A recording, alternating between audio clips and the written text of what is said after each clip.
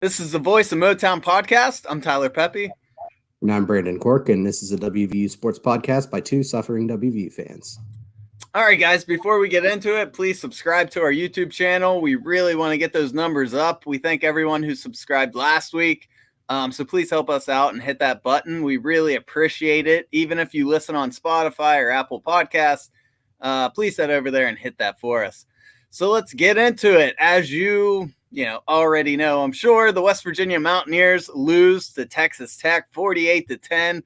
The defense was bad. The offense was bad. There aren't very many positives you can take away from this game because we normally try to at least highlight a couple things that are positive before we end this, but there's really not too many we can focus on. So let's just get right into the questions. Why do Neal Brown coach teams have 3 or 4 games, it seems like every season, where they just show up flat?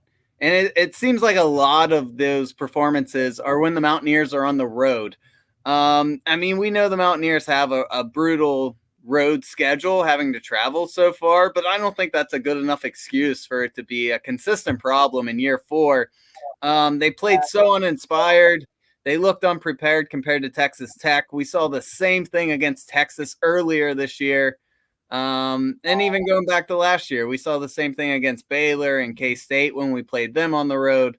So in year 4 of the Neal Brown era, why do you think this is happening so regularly? I'm not entirely sure. And it happens way too much, in my opinion. I mean, I started going down a rabbit hole today, just trying to put into context how bad this situation is. So I went through and I looked at every game for the past 3 years. I excluded Neal Brown's first year just because, cut him some slack. And it's really interesting. What I found is that, obviously at home, you're going to, perform better, but, it seems like it's a lot more, there's a lot more disparity than what you kind of expect. So in 25 games from 2020 to 2022, excluding non-FBS opponents, because that will skew the numbers, West Virginia is averaging 5.3 more points per half at home in the first half and 2.6 points per game more in the second half at home. They're also allowing 4.4 less points in the first half at home and 2.3 points less in the second half at home, which is interesting. That's, a pretty big swing for home and away splits. So I dug in a little bit further. WVU has not allowed a scoreless first half against an FBS opponent. That's interesting. Everyone scored against WVU in the first half.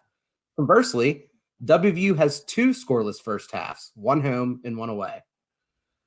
WVU has also been outscored by 14 or more points in a quarter 8 times. I quantified this as calling it a no-show, and I went through and I looked at every game and saw how many points we were outscored by, or we scored more than the other team by, and I categorize those as no-shows or domination. The no-shows are where we got outscored by 14 or more points. Like I said, that happened 8 times, and 6 of those 8 times were on the road.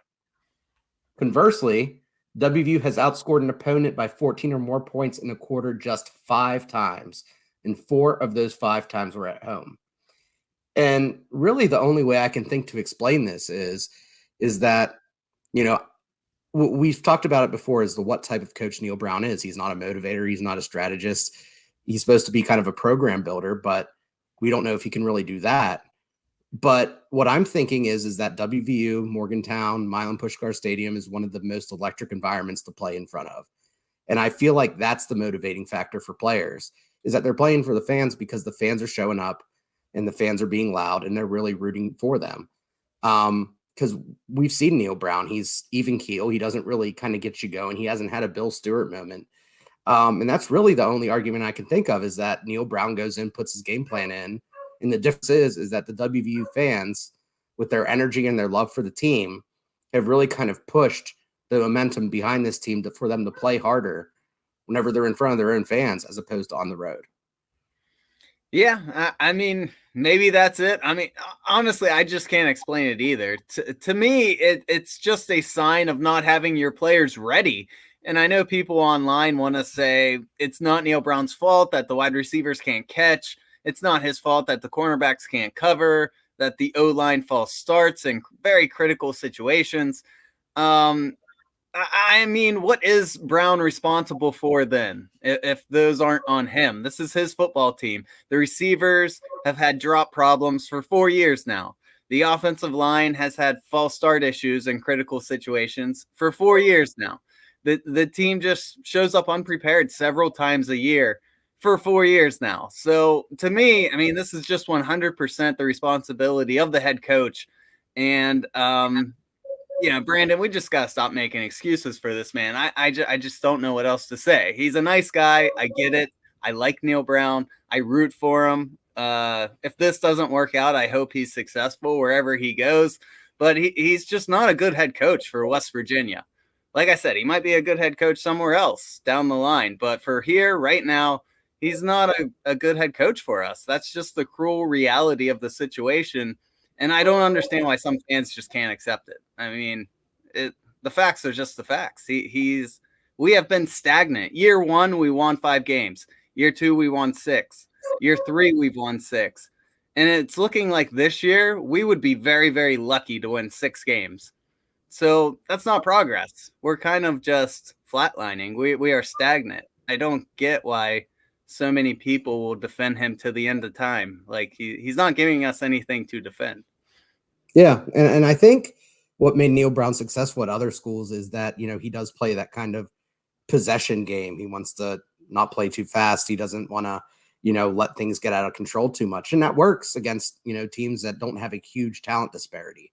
Unfortunately for West Virginia, every conference we're in, we have been in, we're in now, or will ever be in, we're always going to have talent that's inferior or, maybe close to the same as our opponent. So, he has to develop that talent and he needs to, have some sort of system that gets us the edge. And he hasn't shown the ability to really do either. And that's kind of what's putting him behind. When you're at Troy, you're at, other schools, you can, coach and just control the ball and let the other team kind of just, beat their head against the wall because they don't have the talent to really make the difference. And then whenever you go in against some of these other bigger programs like LSU and Nebraska and other teams that Troy had close games against, you can control the ball and it makes you look better because you're not getting blown out. You're controlling the ball. You're just moving the ball down the field methodically and you're keeping it close and giving you a shot to win, which is smart. That's what you need to do when you're an underdog, but it doesn't work when you're at a Power 5 school. So, he doesn't seem like he's able to adapt. He's a hell of a recruiter. He seems to be able to sell the hell out of the state, but, he's just not able to put the product on the field.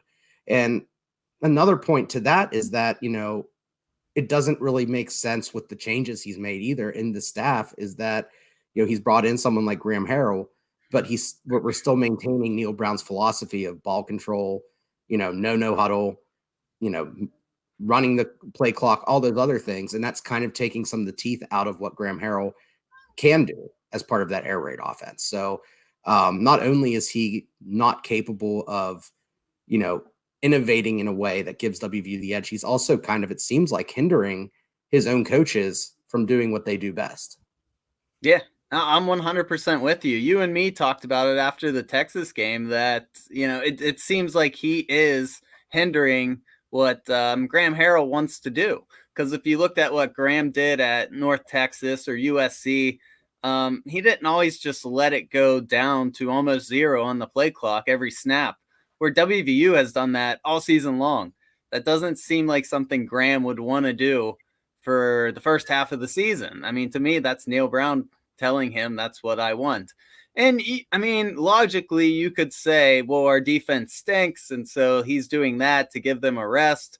But are you really going to hinder your offense to help your defense that's going to give up points no matter what you do? Like, I don't understand why you're going to hurt your offense to help your defense, when clearly it's not helping anyways. So, I mean, your offense shouldn't even have the defense in its mind. You should just be out there trying to score every time you can. And yeah. I'm with you. I was even talking to Giovanni, our buddy who we had on to preview the Virginia Tech game, and he watched the game too and says, why doesn't West Virginia run some type of hurry up? I don't understand why they let it tick down to the very end. So even people who aren't WVU fans are watching us from a distance saying, I don't understand what this guy's trying to do there. And so it's obvious. I mean, even outsiders see it. And, so many people online want to say we're criticizing WVU and that's going to hurt recruits. People see it. People are watching the same thing we're watching. So, I mean, we're just calling it like it is. It's not like we are going to dictate what recruits want to do. Yeah. And even comparing it to other coaches. I mean, look at what Rich Rod and Dana did, whenever they were in their earlier years, when they didn't have, the defense really established. And, for Rich, it was more the defense was established to bend, but don't break. It was more built to force turnovers. And whenever another team, they saw the defense couldn't stop anyone, both Dana and Rich would just put their foot on the gas. They're like, all right, you want to race? We'll race. And, we saw that with the Baylor game. You just have to have confidence in your guys. And I feel like Neal can't get past himself to allow him just to have confidence in his guys and say, you know what? We can't stop anyone. Let's just score and then hope for the best. Because sometimes it's all you have to do. Well, here's the other thing. Being a school like West Virginia, where you're kind of in the middle, like you're not a small school, but you're not one of these big powerhouses either. You need to find a niche or something that makes you unique and difficult. Like you just brought up, like Rich Rod had an offense that was pretty innovative at the time, and it was difficult for people to game plan for. Dana, yeah, people were doing the air raid when he came to West Virginia, but it wasn't as prevalent as maybe it is now. And so once again, it was difficult for people to game plan for. If you're a D coordinator, are you having a tough time coming up with a game plan to stop our offense? I mean, we're pretty vanilla, right? I mean, all you got to do is put in some basic stuff and, you can probably kind of figure it out. We're not making a lot of defensive coordinators scratch their heads. So, I mean, why aren't we coming up with something unique, just like Texas Tech does? I mean, they're not a powerhouse, but they got that hurry up, pass heavy offense, and it gives people fits sometimes. I mean, that's how they knocked off Texas. So, I mean, why are we so vanilla? I just don't get it. Yeah. I mean, the one thing that blows my mind is with some of the athletes we've had and, even guys like CJ Donaldson who are kind of like combo players who can play all over the ball, or even Sam James, who's a tremendous athlete. We don't really use motion. We have guys like Jeremiah Aaron too. We don't get them involved in any sort of run game. We don't create motion to, see what the defense is doing. Maybe we'll move guys around here and there. We'll move a tight end over, but we're not motioning guys across formation. We're not motioning guys out of the backfield. We're not, doing what all these other teams are doing. I think it was the Baylor game, some of the motions they were running pre-snap. Kansas did it too. You can see how much that disrupts the defense. And it, not only disrupts the defense, but it also gives your quarterback an idea of what coverage they're running. I mean, this isn't the NFL. You don't have defensive coordinators who are disguising coverage all the time. It's too complex for some of these college kids, especially when you have guys who are between 18 and 22 years old out there most of the time. That's hard, regardless of how many years of football experience you have. So when you're motioning, you want to motion to see if they're in man or zone, and teams aren't really going to disguise that unless you're at Bama. But we're not playing Bama, and we're not playing them for another 5 years or so. So there's benefits to doing it when you have really good athletes. When you have guys like CJ Donaldson, who's naturally a tight end, can play running back. You can motion him around. You can use him in a variety of ways. Justin Johnson seems like he has a good set of hands. You could motion him around as well. And then you can also do the same thing with like what Dana did with the touch passes, and teams are doing that all the time, even in the NFL now. And you can get guys like Jeremiah Aaron and Sam James involved that way. I mean, there's so many different wrinkles that we can add, but for whatever reason, we're just not doing it. And I'm not saying that we need to reinvent our offense completely and, just change into something that we're not. But obviously going into the Texas Tech game, the game plan was just so, like you said, vanilla, that I'm not exactly sure what their idea of success was there. I mean, how many times are you going to throw a screen pass? I like the screen passes. I know other people hate the tunnel screens. I think they're a great staple of an offense, but there has to be a counter to that. And there was no counter to that. So I'm not sure what they're trying to do. Yeah, well, here's the other thing. If you want to throw screens, fine, but you have to have an audible out of it. So I don't know if that was more on JT not calling out of those, but I mean, he was blindly throwing screens to where we had 3 wide receivers and they would have like 4 guys there, or we would have 2 wide receivers and they would have 3 guys there. And he would still just call hut, turn, and launch it no matter what. It's like, well, I mean, do the math. That play's going to be a failure no matter what you do. You don't have Tavon sitting out there who can make 3 guys miss. So Right. I just don't understand. If you want to throw a screen, fine, but you got to use common sense and audible out of it if it looks like it's clearly going to fail. I just don't understand. It's not like we are some football geniuses. This is just, when you're watching the game, you're pulling your hair out going, this is just common sense. Why are we not adjusting? And it could be because we're letting the play clock go to 0. And by the time we figure out what they want to do, it's too late. That's why we need to get up on the line quicker and just, figure out what we want to do immediately. And once you're good to go, call hut. Quit trying to kill clock. Clock possession means nothing if you're not scoring. You can even compare it to, people some of the best quarterbacks in the game run the clock down to 0 as well. Peyton Manning, Tom Brady, Drew Brees, guys like that, but they're spending that time evaluating the defense. If you're not giving JT Daniels or another quarterback enough time to figure out what he's going up against, or giving him that control, then you're just kind of taking the teeth out of the quarterback because that's his read. I mean, obviously in other systems we've seen where the coaching staff will make audibles on the sideline and call those in, but I don't feel like that's kind of our system here.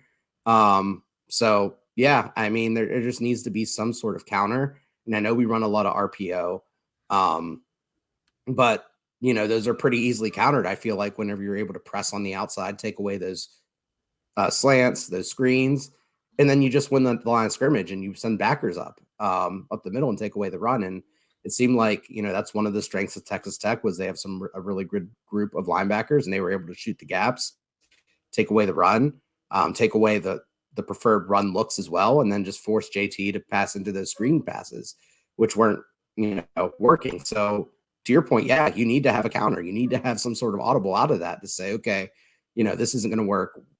What can we do?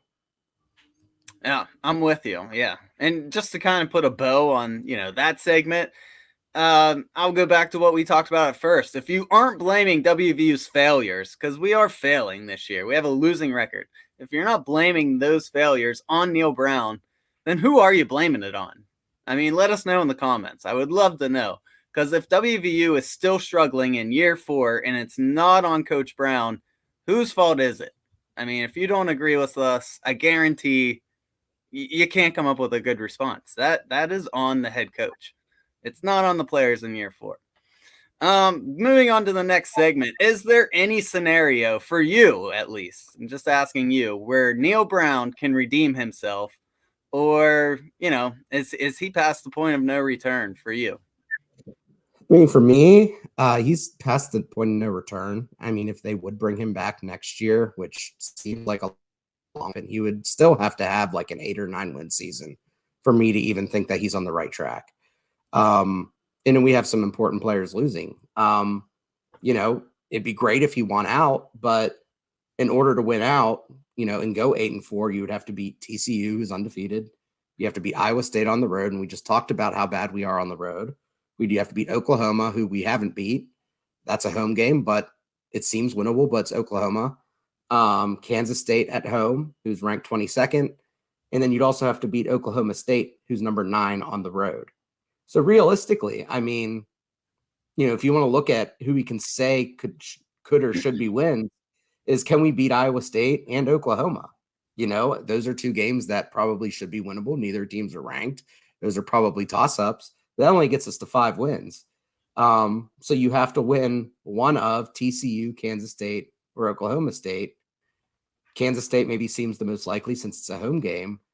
But does beating Iowa State, Oklahoma, and Kansas State get to 6 wins, does that make you feel better about the season? I don't think it does for me.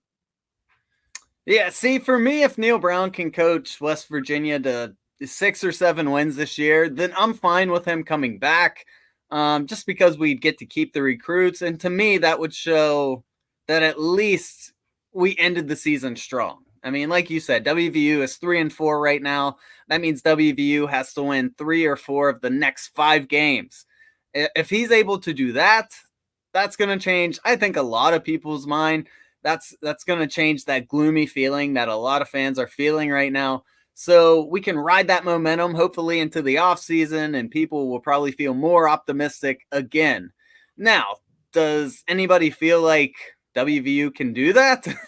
I mean, I don't know. Maybe, but it's not looking likely after that terrible Tech performance. Like you said, maybe WVU beats Iowa State, but their defense is pretty tough, and that's a road game. We just talked about how poorly we play on the road, and you know, although their defense is tough and their offense is bad, we know just about anyone can score on our defense. So that's actually a bit of a scary matchup.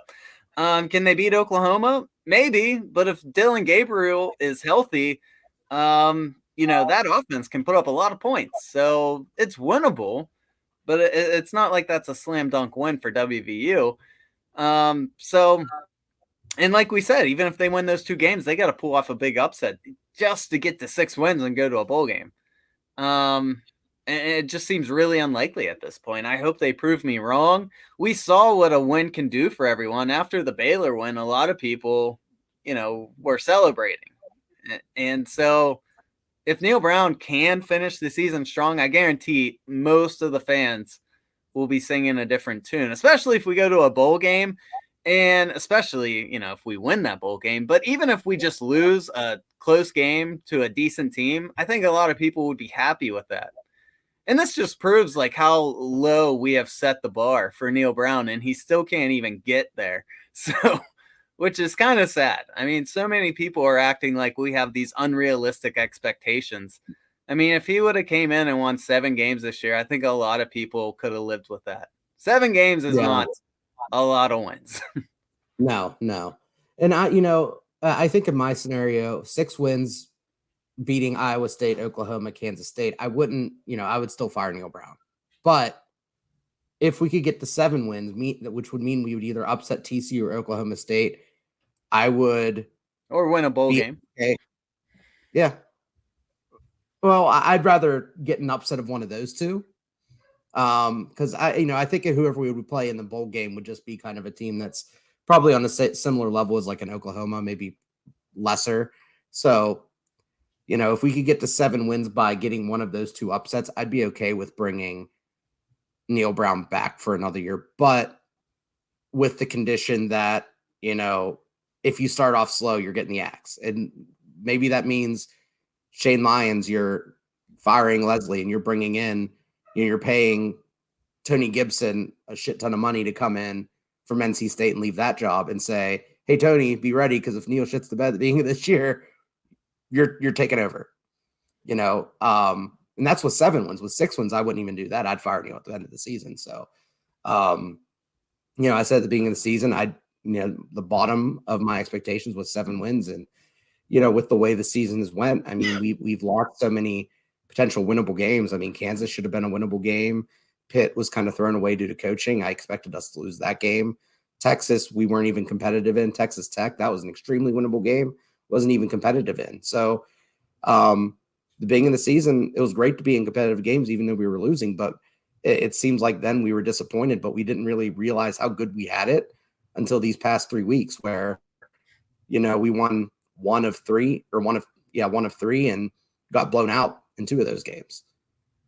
Yeah. And I don't want to ever, poo-poo a win, but Baylor, we almost lost that game. I mean, if we wouldn't have knocked out their starting quarterback, we probably don't win that game. So I know a lot of people loved that win, but we could have easily lost these last 3 games. So it all depends on how you look at it. But you brought up defense. Let's kind of start diving into that. You brought up this stat, and I loved it. WVU blitzed 11 times out of 51 Texas Tech dropbacks. We talked about it before the game. Texas Tech's offensive line, it seemed like a point of weakness for them. So, in your opinion, why didn't West Virginia try to apply more pressure? I feel like just because we don't trust the secondary, and for whatever reason, whether it's Jordan Leslie or the secondaries coach just wants to have more bodies back there. But I don't think that necessarily works. We haven't seen what this team can do if we just go all out blitz and just throw as much pressure at the quarterback as we can. I understand that Texas Tech throws a lot of quick short passes, and that really kind of relies on your cornerbacks to make tackles, which we really can't do. But even with that, they not all the passes were screens, not all the passes were quick. You got to pressure the quarterback, and we have a great defensive line, sure, but whenever you're throwing 5 or 6 guys trying to neutralize those 4 guys we're putting up front, it's pretty easy because that's a numbers game. But you need to throw some more pressures out there, and when your linebackers can't cover, your safeties aren't tremendously great at covering. What's the harm in just throwing those guys into the backfield and see havoc you can create? That's the question that I still want answered, and I don't know why they're not even trying it, because we've tried this over and over and over again where we want to play, quarters coverage. We want to keep everything in front of us, and it doesn't matter what we do.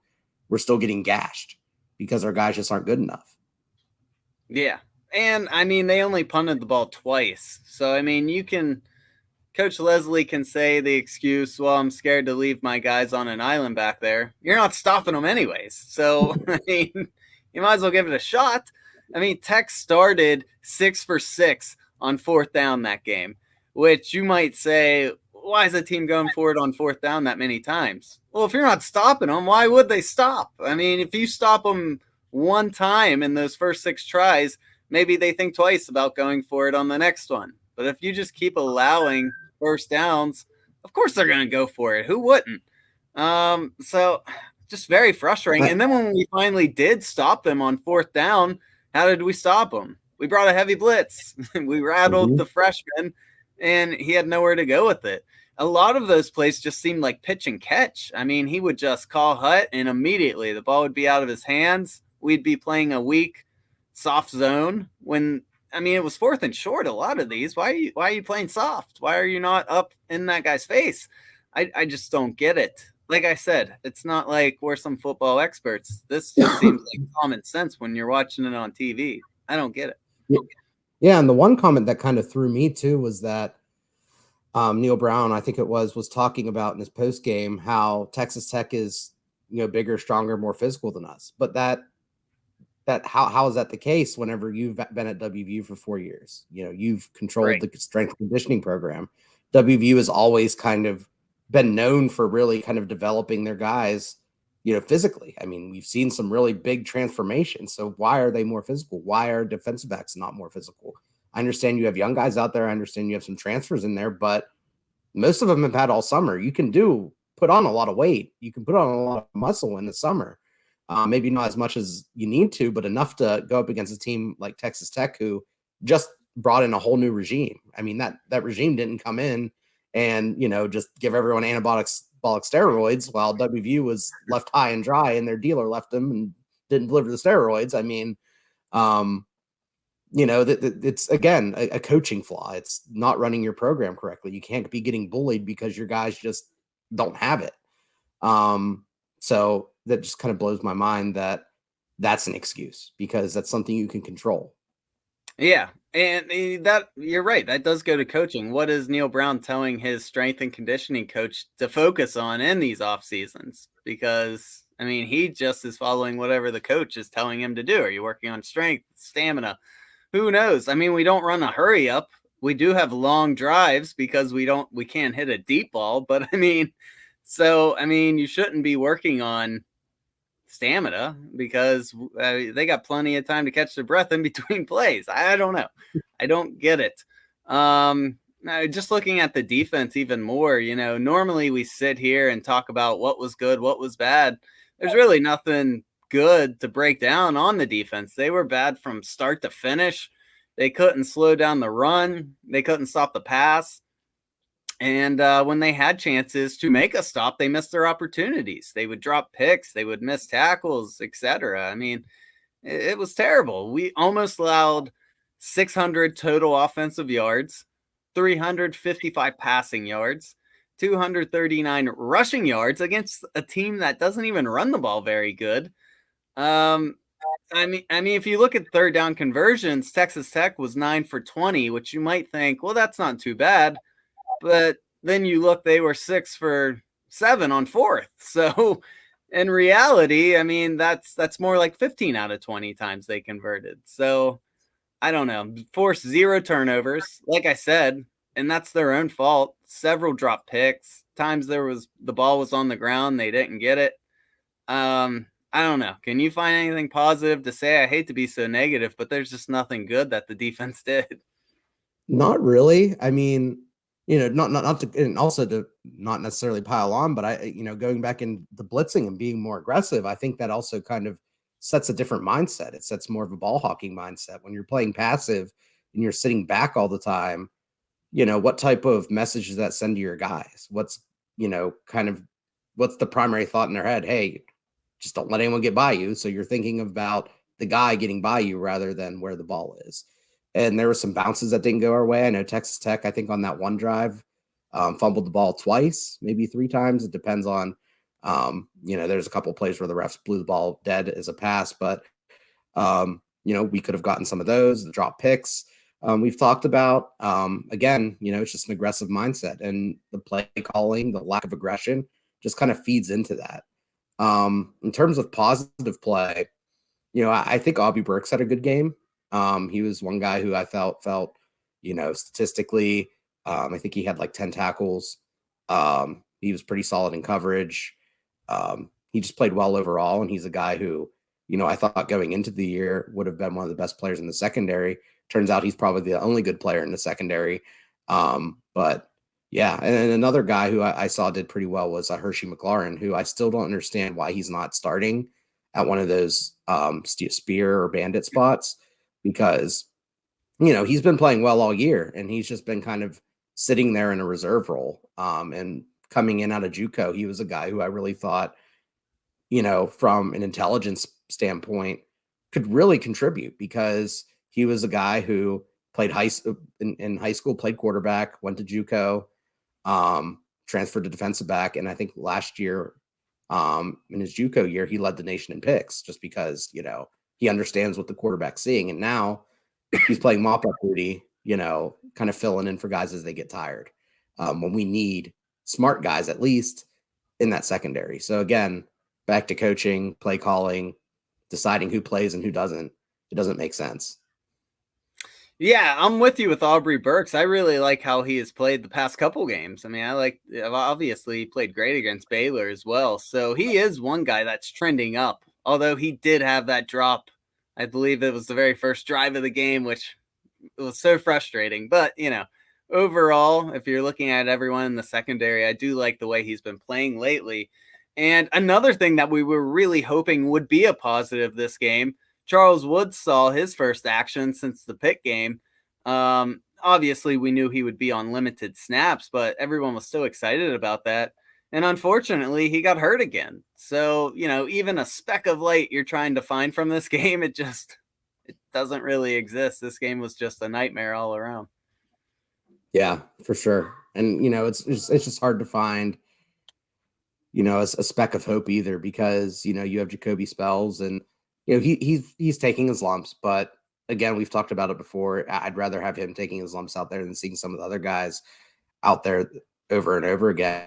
One guy I really can't understand, this is no kind of hate towards him, but Malachi Ruffin has been really getting a lot of snaps out there the past couple weeks. And it just seems like, it's not really his thing. He was a guy who came in as a walk-on, not really kind of the, top tier athlete, and he's really struggling out there. And, it just kind of goes back to thinking about what these coaches are seeing in practice and why, one, what we're just not seeing a whole bunch of more guys out there being moved around or getting chances. And two, why are the coaches just kind of letting guys get beat time after time after time and not pull them aside and say, okay, this is hard for you.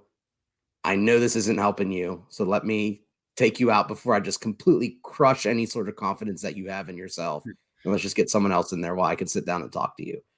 You can't just have guys going out there getting destroyed every single time they're out there and being targeted.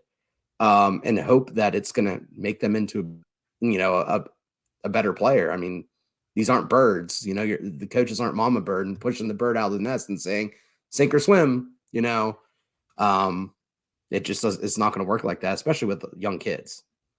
Yeah. I mean, Ruffin, I feel like a big reason why we keep seeing him these past few weeks is just because of injuries for the most part. I mean, that's definitely why we saw him a lot in Baylor. That obviously wasn't the game plan, but I'm with you. I mean, if we're going to give up points, if people are going to play bad, get those young guys some reps so that hopefully they're ready to go next year. I mean, we've talked about this before. So I don't know. I don't know what the thinking is from the coaching staff there.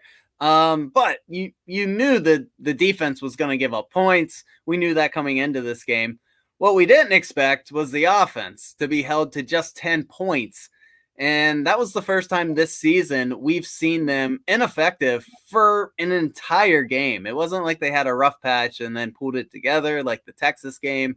No, for 4 quarters, they were completely ineffective, completely bad. So, I mean, what's in your opinion, what was wrong with the offense? Because I think that shocked everybody. I just felt like we were too timid in attacking the teeth of the defense. I felt like we wanted to keep things outside. I felt like we wanted to rely on our defensive backs to make plays. And like we talked about in our preview, these Texas Tech cornerbacks and even safeties to an extent, they like attacking the ball. They're home run hitters. They want to go out there and they want to play the ball. They want to create deflections, get picks, things like that. But you can't be afraid of that. You need to take advantage of that. And I'm not entirely sure why we were afraid of that. I don't know why we held back so much and just tried to keep things to the outside, try to keep things, try to let our guys win one-on-ones. I just don't get it. Yeah. I mean, I'm with you. I mean, just looking at the stats, JT Daniels threw 3 interceptions. That's a career high. He's never done that in college. I didn't obviously dig deep enough to see if he ever did that in high school. I mean, I'm not sure if he's ever done that. The wide receivers couldn't get any separation. We've kind of talked about that issue all year long. Bryce Ford Wheaton had the best stat line for wide receivers, and he only had 53 yards. So just a really rough day for the wide receivers. Tony Mathis and Justin Johnson looked okay in the first half, but then they both got hurt and they didn't return for the second, which was a nightmare for us because CJ Donaldson was forced to take all the reps in the second half. And he's just coming back from that concussion injury, which I'm sure he wasn't, he was even limited in practice. So he was very rusty. He looked gas, obviously. And that's not his fault. But WVU chose to only bring 3 running backs on this road trip. They didn't bring Jalen Anderson. They didn't bring any of the other guys. And so obviously, you never think 2 running backs are going to go down. But if you look at it, they brought 4 quarterbacks with them. So you're going to dress 4 quarterbacks and only dress 3 running backs on a road trip, when you already know, CJ Donaldson's not going to be taking a ton of snaps because he's just coming back. I don't know. Just 5 quarterbacks. They brought 5? Yep. Oh, yeah, because the last guy's got to call signals, huh? Yep. Cavallaro. They brought him. Oh, jeez. Yeah. I mean, obviously you can't predict this stuff, so you try to give the coaching staff a pass, but at this point, I just can't. I mean, Mathis has been banged up lately. CJ Donaldson's obviously been banged up, and you travel with 3 running backs. And of course, the worst happens. 2 get hurt, and you got to rely on 1. So I don't know. The offensive line, I think you told me they graded okay in PFF, but just going by the eye test, I thought they got pushed around a lot too. I didn't even think the line was all that great. And granted, Gamitter was hurt. Milan got hurt. I don't know. When it rains, it pours. Plus, they had 4 turnovers, the 3 picks from Daniels. And like we said, Donaldson was kind of tired, and he ended up losing a fumble. It was rough. I mean, they even started the game horrendous. 2 out of their first 3 drives were 3 and outs. So from the get-go, they just couldn't do anything. No, it was not I mean, I really don't know what else to say about it. It seemed like a game where they were playing afraid. And, I don't know what else to say about it. And the one thing that kind of shocks me a little bit too is that zooming out and kind of looking at this whole season, the one thing that like a lot of people said about JT Daniels was he was really good at throwing, deep balls down the middle. And I can't really think of, outside of maybe a handful of passes to Sam James across the season, how many times it's total. I understand we have two really good, big physical receivers on the outside, but you can still attack the middle. And I feel like in a game like this against Tech, if you're afraid of, their aggressiveness, if you're afraid of how much time you're going to have in the pocket, because they do have some good pass rushers, you can still scheme some ways to get the ball in the middle. And I'm just not sure why that's not happening, because again, we talked about it, I think last week with JT Daniels and how he's not able to really roll out. To me, I wasn't super concerned with that, because the coach should just understand his quarterback's weakness and not be doing that. Put something in place that the quarterback succeeds in. The best coaches in the country, I mean, build around their quarterback. And even Rich Rod, and Bill Stewart and Dana Holgerson, they tweaked their offenses around what their quarterbacks were capable of. I mean, Jarrett Brown didn't run the same offense as Pat White. Skylar Howard didn't run the same offense as Will Grier, so on and so forth. It's you play to your guys' strength, and I felt like we came in there and put together a game plan that we thought could take advantage of Tech's aggressiveness, when really it just fed into it. Yeah. And speaking of playing to their strengths, we're still running read options with the quarterback, and we don't have starting quarterbacks who can run. We've done it for 4 years now. Just going back to JT, I don't know what's been up lately. I don't know, like what you said. Is the coaching staff putting him in bad situations? Is he putting too much pressure on himself? Because it's no secret he's got to score a lot for WVU to even have a chance. But he's just made some really bad decisions lately. Even last week against Baylor, when he threw that late pick, of course, everyone makes a mistake, but everyone talked about how, what a boneheaded play that was. And then you look at this Texas Tech game, they just left points on the board. Right before halftime, Daniels throws a pick to end the first half when the 3 points were guaranteed at least. You have a kicker who hasn't missed a field goal all year, and you were definitely in field goal range. And what's he do? He throws a bomb to Reese Smith in the end zone. Like, what? You have Bryce Ford Wheaton, you have Prather, who, have pretty decent size. They're strong wide receivers. And you throw a bomb to the guy who's probably 5'10" on a good day, and the play goes bad, and I'm supposed to be shocked. Like, I don't understand. We just make decisions that are just so head scratching sometimes. Yeah, I think he's pressing. I mean, I think that's most of it. He might be a little banged up, and maybe he doesn't want to say anything to trainers about it too, just because of his injury history. He really wants to get through the season, kind of dispel any sort of injury-prone labels that he may have. That may be one of his goals for the year, is to play every game.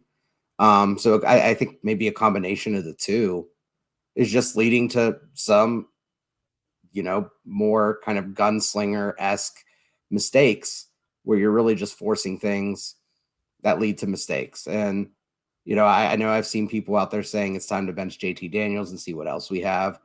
I don't think so, because I still think JT Daniels is an elite quarterback. I still think, nothing's changed with him in terms of what he's capable of than what we've seen the first 2 or 3 weeks of the season, where he was just impeccable. He makes the offense better. I don't think Garrett Green makes the offense better. Nico's too young, and Will Crowder, for all as good as he looked in the spring game, again, I think it's too early for him. I think the goal now has to be, and if we're getting rid of Neal Brown, I'm not sure who this person needs to be, whether it's Shane Lyons or Gordon Gee or whoever, but just talking to JT and making him understand that, hey, things are going to be better next year. Let's plan for that. And we'll get you to the NFL after that, and we'll make sure that your job is easier as opposed to the way it is right now. Yeah, I don't know what it is. He could be banged up, definitely, because we're not seeing the same guy that we saw those first couple of weeks. And he's definitely very scared to run the ball. So who knows? I mean, he was icing his arm after the Texas Tech game when they pulled him, but I didn't read too much into that. I just chalked that up as, he throws a lot of passes, and just like a pitcher, you like to put some ice on it sometimes. So I don't know. I don't know what's going on. I'm with you. I am not in the camp of benching JT Daniels. I still think he's the best quarterback on the roster. There's no point in sticking Nico in there now and burning his red shirt. And what, you're going to bench him and throw in Green or Crowder right now? I'm not for that, because although Daniels did have a really bad game, it's one game. It's not like he's had a string of these terrible games. He had a good game against Baylor. So I'm with you. Stick it out. Let him play. Now, if we have like a couple more performances like that, and you want to try someone out the last game or two at the end of the year, yeah, I might be more open to that. But we got, what, 5 games left? No, you should not be benching JT Daniels at this point. Yeah, and let's not act like some of the picks that he threw in the Texas Tech game were like right to the defense either. I feel like he gave his guys a shot, and at least 2 of those picks were just absolutely tremendous catches by the cornerback. I mean, that one in the end zone, I mean, if a receiver makes that catch, that's a SportsCenter top 10 catch. It was a cornerback running the route like a receiver. So, maybe it wasn't a great decision, but 9 times out of 10, that worst case scenario, that ball's falling to the ground. The guys just made some incredible plays, and I don't really put that on JT. He's just taking a shot. Yeah, the one in Bryce Ford Wheaton, I mean, it was right in his chest, wasn't it? And then the defender just ripped it out and won a 50-50 ball pretty much. So, yeah, it wasn't like, it was some terrible decision, kind of like the Baylor interception. You know what I mean? So I'm with you there. And WVU's got way bigger problems than their quarterback play. So it's not like, oh, take JT out and everything's gravy. We're good now. That's not the case. Whatever you say. Let's lie to ourselves. So, kind of just to wrap up our overall thoughts, when you match WVU's talent up against Texas Tech's, I just don't see a 38-point difference there, talent-wise. Their guys, yeah, Texas Tech does have talented guys. They always do. They always got playmakers, guys who can score. They play fast-paced. They play high-volume offense. But I refuse to believe that they have 38 points more talent than we do. So the bottom line is their team was ready to play. West Virginia's wasn't. That the offense that has to score, over our offense has scored over 30 points in 5 games, and then they were held to 10. That's just embarrassing. It's just so uncharacteristic from West Virginia. And a 38-point loss is, that's something a Power 5 team, a Power 5 school just doesn't do very often. You don't lose by 38. That's something like a Power 5 school does to an FCS school. That should never happen. And fans can argue that this is an anomaly, that it doesn't happen. But in 3.5 years under Neal Brown, West Virginia has lost by 3 scores 9 times. So this happens multiple times a year. It's not an anomaly. It just happens way too frequently. And I heard this earlier today, which I couldn't believe. The Tech game was the worst loss to an unranked team since 1965 in West Virginia's history. So, I mean, this is like historically bad. Yeah. I really don't have much to add to what you said. I think you buttoned it up perfectly. I think what I want to end with is just to kind of reiterate what the responsibilities of a head coach are. Bringing in players, player development, game planning, having the right guys on your staff, making sure your guys are in the right mindset going into the game, make sure they're ready, motivated, bring their clothes like they're supposed to. Just the whole management aspect of the team falls on the head coach. And that means that if you're critical of what the players are doing, then you're critical of Neal Brown. If you're critical of what the assistant coaches are doing, you're critical of Neal Brown. If you're critical of the lack of discipline, you're critical of Neal Brown. It all leads up to him, and there's no one else you can blame. This isn't a 1-game sample size. This is 4 years. So to anyone who wants to put the blame on the players or the assistant coaches, you need to redirect your blame to the person where the buck is supposed to stop, and that's Neal Brown. Yeah, I mean, all of that reflects to him. He's the leader. You're 100% right. And you know what? I think Saturday is going to tell us a lot, because I feel like up before the Texas Tech game, I mean, we were even saying it after the Baylor win, that it seemed like a team who still believed in their head coach, a head coach who has not lost his locker room. But then you see that Texas Tech game and you're thinking, I don't know, did he lose the locker room? I think this TCU game will tell us a lot. Even if they can't pull off the upset, if it's another huge blowout loss and the team looks lifeless again, I think that'll be very revealing as to whether Neal Brown is starting to lose this locker room or not. Yeah, absolutely. I mean, I could definitely see the game getting ugly. Just the way that they showed up in Texas Tech. And I'm also curious, it being a noon game on the weekend of Halloween, is how many fans are going to end up showing up. I know the Baylor game seemed a little thin. I think where we end up, like 45,000 people. 40. I wonder if we're going to end up with less. Yeah, that's a great question. I mean, I don't even really have a prediction, because obviously that Thursday night Baylor game, sometimes it's, if the team is stinking, you might not, be willing to call off work to make it to a Thursday night game. Whereas Saturday, you would think the numbers should be up more. But like you said, it is Halloween weekend. Maybe people aren't willing to travel as much, and, the team's not trending in the right direction. So we shall see. Hey, guys, tomorrow night we're going to have our buddy Grant on, who covers TCU. We had him on last year, and he's very, very knowledgeable and is probably going to give us great insight into that matchup. So be sure to check that out. We appreciate you listening to this game. Like we said at the top of the podcast, please subscribe to our channel. And as always, thank you guys. We'll catch you next time. Thanks, everyone.